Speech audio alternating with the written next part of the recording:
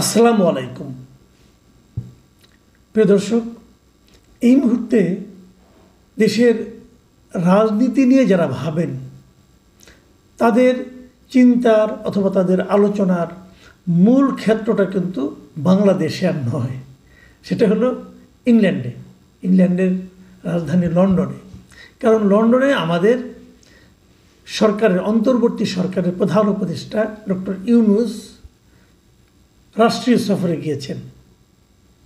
রাষ্ট্রীয় সফরে বলবো, যদিও আমরা জানি উনি সেখানে গিয়েছেন কিংস চার্লস হারমোনি অ্যাওয়ার্ড গ্রহণ করার জন্য।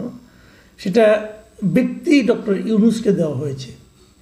কাজেই এটা ব্যক্তিগত সফর হয়তো অনেকে বলতে চাইবে, কিন্তু তারপর আমি বলবো, কারণ উনি তো সরকার প্রধান যেখানেই যাচ্ছেন সেটা তো সরকারি কাজই হয়। কারণ তার সঙ্গে তো সরকারের লোকজন গিয়েছেন, বাংলাদেশ ব্যাংকের গভর্নর গিয়েছেন, দুদকের যিনি চেয়ারম্যান তিনি গিয়েছেন।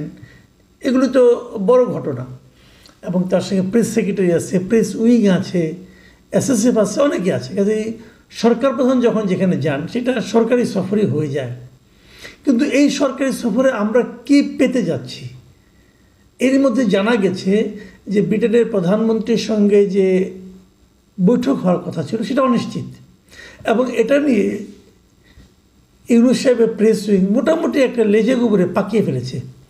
প্রেস উইংয়ের যিনি আপনার প্রেস সেক্রেটারি, উনি আবার সিনিয়র সচিব পদমর্যাদার ব্যক্তি, তো উনি প্রেস উইংয়ের পক্ষ থেকে যে প্রেস কনফারেন্সটা হয়েছে সেখানে উনি বলেছেন যে ব্রিটেনের প্রধানমন্ত্রীর সঙ্গে আমাদের প্রধান উপদেষ্টার বৈঠকটা কবে হবে এখনও নির্ধারণ করা যায়নি সময়টা। কারণ ব্রিটেনের প্রধানমন্ত্রী উনি নাকি কানাডা সফরে আছেন।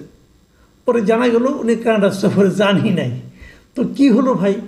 মানে এত আনাড়ি লোকজনকে নিয়ে এই প্রেস উইংটা গঠন করা হয়েছে এবং এর মাথায় যিনি শিরোমণি হিসেবে বসে আছেন, এটুকু খবর উনি সংগ্রহ করতে পারেননি যে ব্রিটেনের প্রাইম মিনিস্টার যে দেশে উনি গিয়েছেন, যে দেশে আমাদের প্রধানমন্ত্রীর পদমর্যাদার ব্যক্তিকে নিয়ে গিয়েছেন, সেখানে ওই দেশের প্রধানমন্ত্রী আদৌ সে দেশে আছেন কি নাই এই খবরটা সংগ্রহ করার সক্ষমতা ওনার নাই। দেশের টেলিভিশনগুলিতে উনি মাঝে মাঝে যান, যে একদম ফাটিয়ে ফেলেন, পর্দা ফেটে মনে হয় বেরিয়ে যাবে এরকম মনে হয়।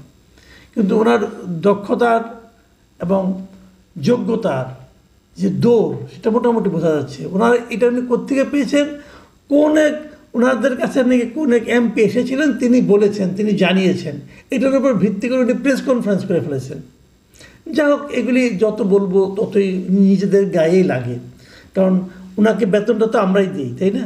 আমরা ওনাকে প্রেস সেক্রেটারি বানিয়েছি। ওনার কর্মতৎপরতা দেখেছি আমরা, এর মধ্যে কিছু ভিডিও দেখলাম যে উনি নিজেই প্রধান উপদেষ্টা যাচ্ছেন, হাতে একটা ব্যাগ নিয়ে, ওনার হাতে একটা ব্যাগ, উনি মোবাইলে ছবি তুলছেন, ভিডিও করছেন, এইসব আর কি। যাই হোক, এগুলো নিয়ে নতুন করে বলার কিছু নেই। তো উনি যাচ্ছেন এখানে, এ পর্যন্ত কি হয়েছে সেগুলো আমরা বিভিন্ন সোশ্যাল মিডিয়ায় দেখেছি। কি হয়েছে আমরা দেখেছি। উনি বের হওয়ার পর ওনারা এই গ্রুপ নিয়ে যখন বের হয়েছেন এয়ারপোর্টের সামনে, সেখানকার প্রবাসী যারা বাংলাদেশে আছে তাদের বিক্ষোভ, তাদের স্লোগান, তাদের প্ল্যাকার্ড নিয়ে থাকা। আবার দেখলাম একটা গাড়িতেও মানে এরকম মানে নিয়ন আলোতে লেখা হচ্ছে ডক্টর ইউনূস ডেমোক্রেসির কীভাবে 12টা বাজিয়েছেন। এগুলো হতে পারে এগুলো পার্টিজান, আমরা এগুলো আগেও দেখেছি। কিন্তু আগেও দেখেছি কীভাবে, যখন শেখ হাসিনা ক্ষমতায় ছিলেন, উনি যখন ইংল্যান্ডে অথবা আমেরিকায় যেতেন, এই দুটো দেশই বেশি হয়, যখন যেতেন তখন এয়ারপোর্টের সামনেই দেখতাম যে বিরোধী দলের লোকজন তারা এরকম নানা রকমভাবে স্লোগান, দুয়ো দেওয়া, হ্যাঁ, এগুলো তারা করতো।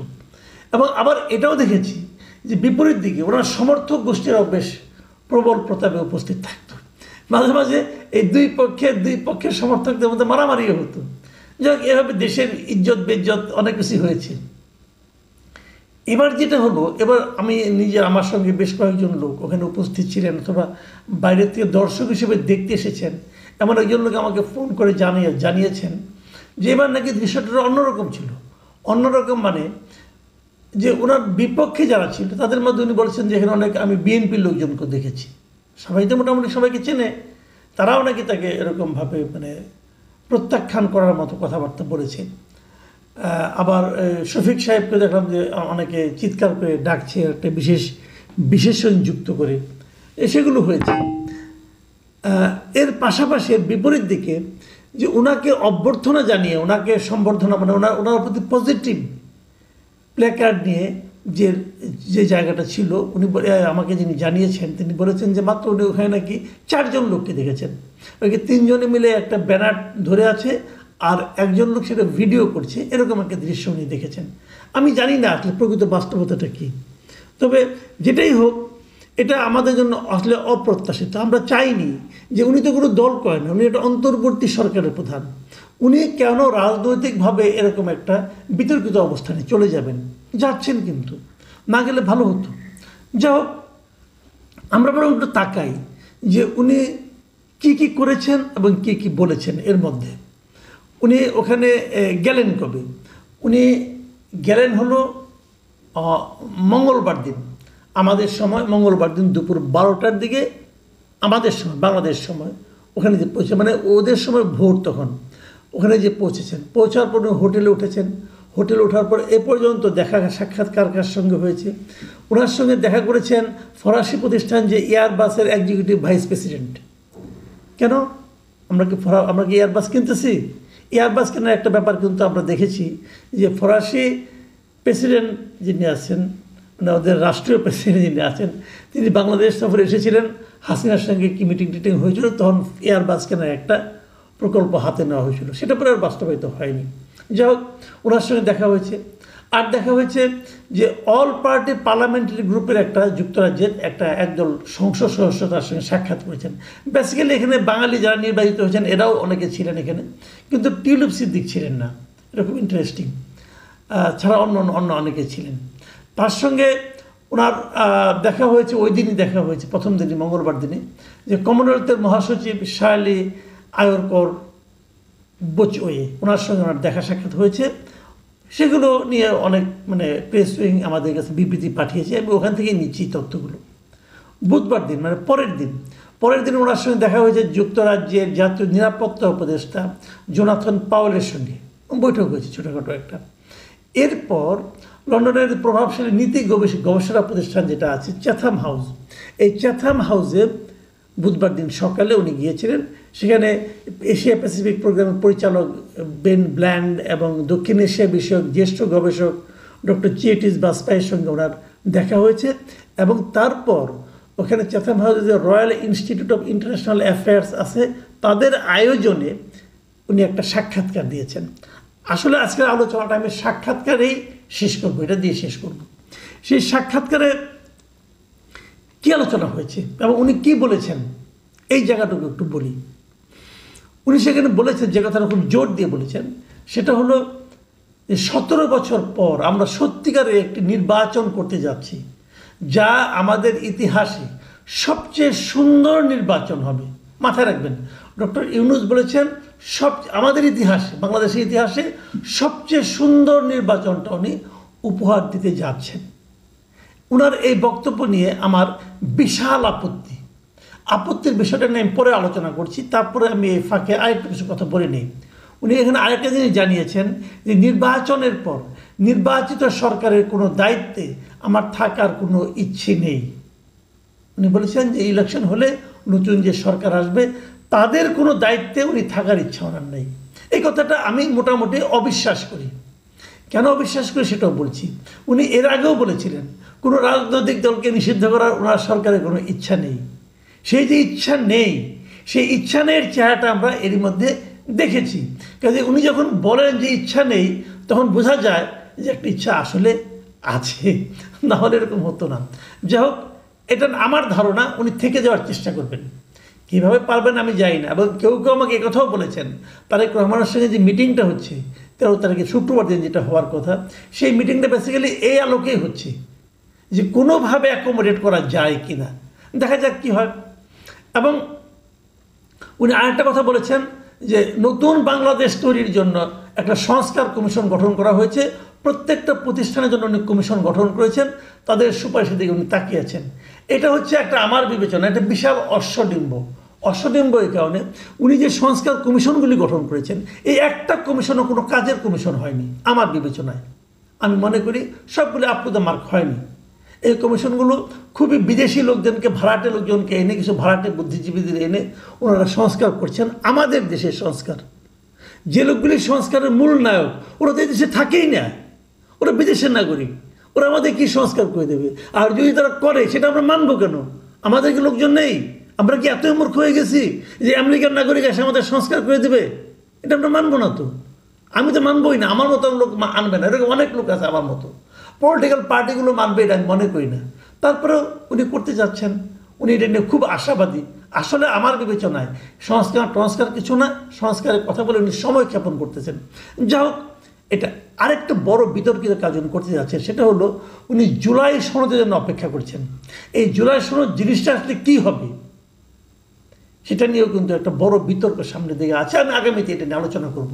এখন যে আলোচনাটা যে শেষ করি, ওই যে বলতেছেন যে ইতিহাসের সবচেয়ে সুন্দর নির্বাচন উনি উপহার দেবেন জাতিকে, কিভাবে দেবেন? আমি এটার উপর মোটেই আস্থা রাখি না। কারণটাকে আমি বলি, উনি এমন একটা নির্বাচন করতে যাচ্ছেন যে নির্বাচনে এদেশের বিশাল একটা জনগোষ্ঠী তাদের পছন্দের প্রার্থীকে ব্যালট পেপারে পাবে না। রিয়েলিটি, আওয়ামী লীগ এই নির্বাচনে অংশ নিতে পারবে না। যদি আওয়ামী লীগ নির্বাচনে অংশ নিতে না পারে, আওয়ামী লীগের যে বিশাল জনগোষ্ঠী আছে, আওয়ামী লীগের সমর্থক, আওয়ামী লীগের কর্মী, অথবা আওয়ামী লীগকে জাস্ট ভোট দেয় নৌকা মার্কায়, সেই লোকগুলো তো তাদের জন্য পছন্দের প্রার্থীকে তারা পাবে না ব্যালট পেপারে। এটা কিভাবে একটা ইতিহাসের শ্রেষ্ঠ নির্বাচন হয় আমি বুঝতে পারি না। একটা বড় জনগোষ্ঠীকে নির্বাচনের বাইরে রেখে আপনি কিভাবে নির্বাচন করবেন, যা নাকি এই দেশের জন্য একটা মানে আপনার নতুন ধরনের ইতিহাসের সবচেয়ে সুন্দর নির্বাচন কীভাবে করবেন আমি বুঝতে পারি না। 2 নম্বর, আপনি কি এই ইসি দিয়ে নির্বাচন করবেন? ইসি নিয়ে তো এরই মধ্যে আপনার যে পালিত যে দল এনসিপি, এরা তো ইতিমধ্যে বিতর্ক তৈরি করছে। তারা তো বলছে তারা এই ইসি মানে না, এই ইলেকশন কমিশন মানে না। তারা বলছে এই ইলেকশন কমিশন নাকি বিএনপি ইলেকশন কমিশন হয়েছে। তাই যদি হয় তাহলে বিএনপি ইলেকশন কমিশন মানে, আর এটা যদি আপনি ভেঙে দিতে চান তাহলে তো বিএনপি আপত্তি করতে পারে। আমি জানি না এনসিপি কথা যদি সত্য হয়, আর যদি ভেঙে না দেন তাহলে এনসিপি ইলেকশন কমিশন আপত্তি করবে। তো যে ইলেকশন কমিশন নিয়ে নতুন করলেও আপত্তি, পুরোনো রাখলেও আপত্তি, সেরকম একটা ইলেকশন কমিশনকে করে আপনি কিভাবে ইতিহাসের সবচেয়ে সুন্দর নির্বাচন উপহার দিবেন? এটাও আমার কাছে কিন্তু ক্লিয়ার নয়। আরেকটা জিনিস, নির্বাচনের ডেট, নির্বাচনটা কবে হবে, এটা নিয়ে তো এরই মধ্যে আপনি ঝামেলা পাকিয়ে রেখেছেন। আপনি যেহেতু বাংলাদেশের আপনাদের সঙ্গে যখন দেখা হলো কয়েকদিন আগে, 28টা রাজনৈতিক দলের মধ্যে 25টা রাজনৈতিক দল বলল যে নির্বাচন তারা ডিসেম্বরের আগে চায় অথবা ডিসেম্বরে চায়, ডিসেম্বরের পরে নয়। সেখানে আপনি নির্বাচনের ডেট ঘোষণা করেছেন এপ্রিল মাসে। তাই যদি হয় তাহলে এই লোকগুলিকে, এই দলগুলিকে অসন্তুষ্ট রেখে আপনি কিভাবে ইতিহাসের সেরা নির্বাচনটা উপহার দিবেন? আমি এই না এগুলি বুঝি না। ওনার কথাবার্তা আসলে এলোমেলো হয়ে যাচ্ছে বলে আমার কাছে মনে হয়। এই কথাবার্তার মাঝখানে কোনো জানি না, তারেক রহমানের সঙ্গে আলোচনা করার পর উনি হয়তো মধ্যবর্তী কোনো একটা সময় আসতেও পারেন, আবার নাও আসতে পারেন, আবার নিজের জায়গায় গো ধরে থাকতে পারেন। কি করবেন আমি জানি না, কি হবে 13 তারিখের পর সেটা হয়তো পরে আমরা বুঝতে পারবো। কিন্তু এটুকু তো বুঝতে পারি যে 25টা দলের মধ্যে বিএনপি একটা, যদি বিএনপি সেখানে চলেও যায় তাও তো 24টা দল নির্বাচন চাচ্ছে ডিসেম্বরের আগে। তাহলে কিভাবে আপনি এই দলগুলিকে আনহ্যাপি রেখে ইতিহাসের সেরা নির্বাচনটা করবেন? আর ব্যক্তিগতভাবে আপনার যে পক্ষপাতিত্ব একটা নির্দিষ্ট দলের প্রতি, সেটাও তো প্রমাণিত হয়েছে। এনসিপির প্রতি আপনার বিশাল দুর্বলতা, এটা সবাই বুঝতে পেরেছে। জামাতের প্রতি আপনার আংশিক দুর্বলতা, সেটা হলো জামাত ঘোষিত এপ্রিলকে গ্রহণ করার মাধ্যমে। এগুলো জনগণের কাছে এখন স্পষ্ট হয়ে গেছে। এটা কিন্তু আপনি মুখ দিয়ে কি উচ্চারণ করলেন কি করলেন না সেটা কিন্তু গুরুত্বপূর্ণ নয়। গুরুত্বপূর্ণ হলো জনগণ কি দেখলো এবং জনগণ কি বুঝলো। এই যে পাবলিক পারসেপশন, এই পাবলিক পারসেপশনকে আপনি কিভাবে উপেক্ষা করবেন?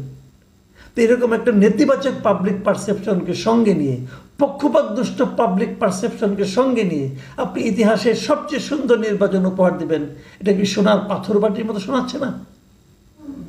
প্রিয় দর্শক, আগামী দিনগুলোতে কি হবে আমরা দেখার অপেক্ষায় থাকব। আপনারা সবাই ভালো থাকবেন। এখন এই পর্যন্তই। আল্লাহ হাফেজ।